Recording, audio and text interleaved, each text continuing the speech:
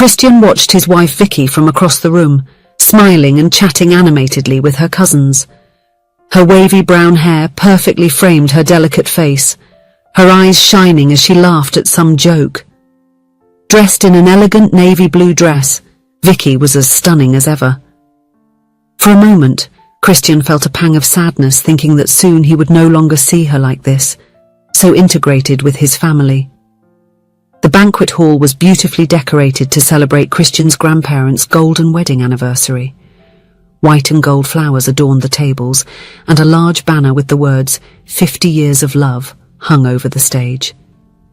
The aroma of roses mingled with the smell of dinner being served, creating a warm and festive atmosphere. Christian adjusted the tie of his grey suit, feeling uncomfortable, not just because of the formal attire, but because of the situation he found himself in. Just a few hours ago, he and Vicky had another heated argument. This time, the reason was trivial. She had forgotten to pay a bill, something that irritated Christian excessively. The harsh words exchanged still echoed in his mind. "You never care about anything," he had shouted. "And all you do is complain," she retorted, slamming the bedroom door. That fight was just the latest in a long series of disagreements that had been occurring in recent months. With just over a year of marriage, Christian and Vicky seemed to have lost the harmony that had united them during their many years of dating. The small irritations of daily life had turned into major obstacles, and communication between them had become increasingly difficult. Christian sighed, running his hand through his dark hair. At 32, he wondered how they had reached this point. He vividly remembered the day he met Vicky 10 years ago at a mutual friend's party. She had charmed him with her sweet demeanour and infectious laughter. Their relationship naturally blossomed, and for years they were considered the perfect couple by everyone around them. But now, everything seemed different. Christian felt tired, frustrated. As an engineer, he was used to solving problems, but his marriage seemed like an unsolvable puzzle. The idea of divorce, once unthinkable, now frequently hovered in his thoughts with increasing regularity. That morning, as they got ready for the party, Christian had made his decision. This would be the last time they attended a family event as a couple. After the weekend, he would talk to Vicky about the separation. The absence of children would make the process less complicated, he thought with a mix of relief and sorrow. "Let's pretend everything is okay, at least today," Vicky suggested in the car, her voice trembling. "We can't ruin your grandparents' party." Christian agreed, although his heart was heavy. He watched Vicky move away toward a group of aunts, her tense posture betraying the forced smile. He knew that she was also suffering from the situation, but he couldn't find a way to fix things. "Hey cousin, your wife looks very elegant today, huh?" commented Lydia, approaching with a glass of champagne in hand. Christian forced a smile. "Yes, she looks beautiful." "You two make quite the couple. I remember your wedding day, it was incredible," Lydia continued, oblivious to her cousin's discomfort. The memories of his own wedding flooded Christian's mind. The sunny day, Vicky radiant in her white dress, the promises of eternal love exchanged in front of family and friends. How had they come so far, only to be on the brink of the end now? Throughout the night, various relatives came to greet him, many making comments about how beautiful Vicky looked, or about what a lovely couple they were. Each compliment was like a little stab in Christian's chest, reminding him of what he was about to lose. From afar, he watched Vicky interacting with the family. She played with the little nieces and nephews, laughed at the older uncle's stories, and helped the grandmother serve herself at the buffet. She was loved by everyone there, considered part of the family long before officially becoming one through marriage. Christian felt a lump in his throat. Despite all the problems, he still loved her. He loved her caring nature, her dedication to family, her adventurous spirit that encouraged him to step out of his comfort zone. Why couldn't they understand each other like before? The main ceremony of the night was about to begin. The guests gathered around the stage where Christian's grandparents, Anthony and Helena, were seated in decorated chairs. The master of ceremonies announced that the pastor who had celebrated their wedding 50 years ago would give a short speech. Christian saw an elderly man with white hair and thin-rimmed glasses step onto the stage with slow but steady steps. He didn't know him, but he noticed the look of recognition and affection in his grandparents' eyes. "Good evening, everyone," the pastor began, his voice surprisingly strong for someone of such advanced age. "It is an honor to be here again, celebrating not only 50 years of union, but 50 years of commitment, learning, and true love." The room fell silent, everyone attentive to the religious man's words. Christian felt Vicky approach, stopping next to him without touching him. "Many young couples ask me what the secret to a lasting marriage is," the pastor continued. "They expect a simple answer, a magic formula. But the truth is there is no secret. There is daily work. There is choice." Christian felt a slight tremor run through his body. It was as if those words were directed at him. Romantic love, the one we feel at the beginning of a relationship, is wonderful. But it's not enough to sustain decades of companionship. What keeps a couple together for 50 years like Anthony and Helena is decision love. The pastor paused, his eyes scanning the audience. For a moment, Christian had the impression that the man's gaze rested on him.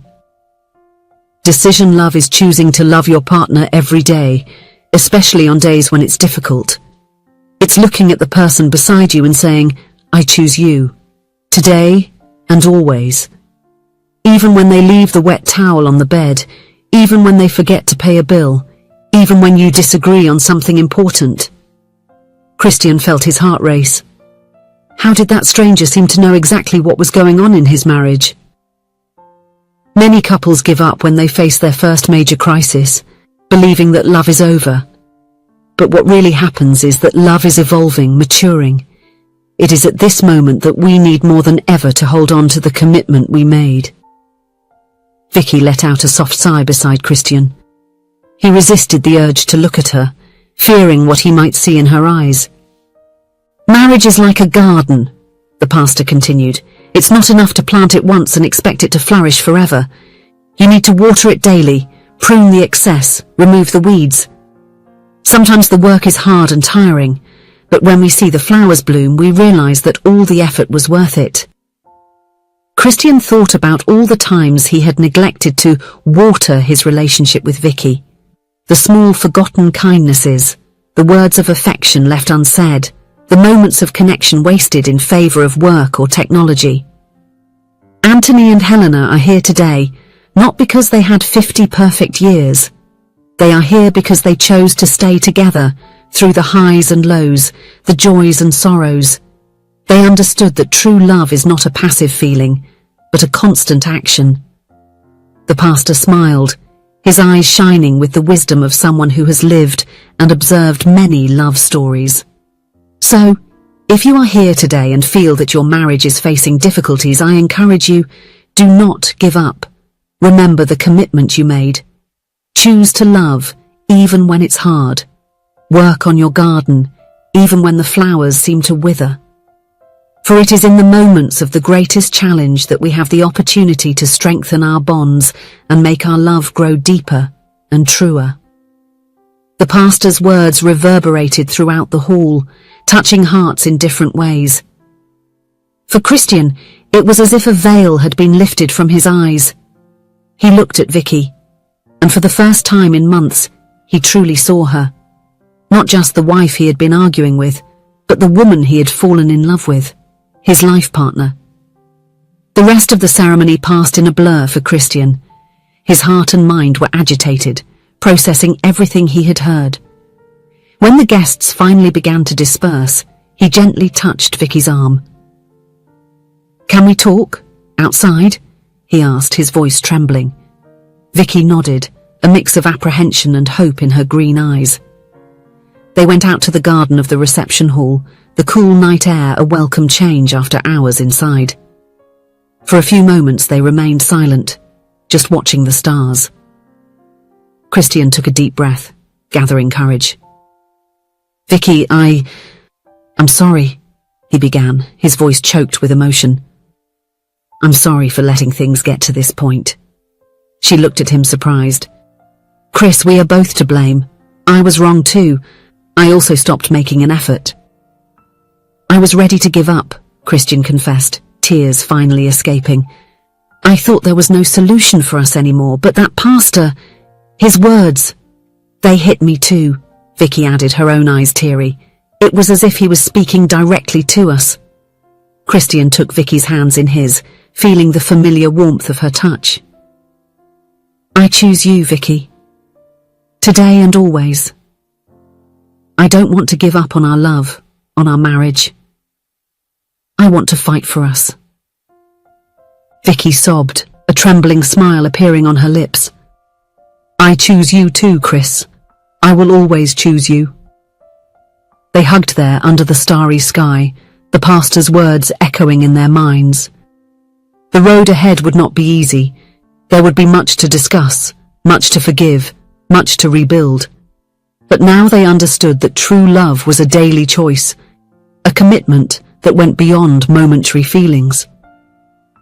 That night, upon returning home, Christian and Vicky had the most honest and profound conversation they had had in months. They spoke about their frustrations, fears, and expectations. They promised each other that they would try harder, seek help if necessary, and not let the small problems accumulate until they became insurmountable mountains. In the days and weeks that followed, the couple began to implement changes in their routine. They established a weekly date where they could talk openly about their feelings and address any pending issues. They went back to doing the little things they used to do at the start of their relationship: loving notes, surprise breakfasts, massages after a tiring day. It was not an easy or quick process. There were moments of relapse, arguments that threatened to reignite old patterns.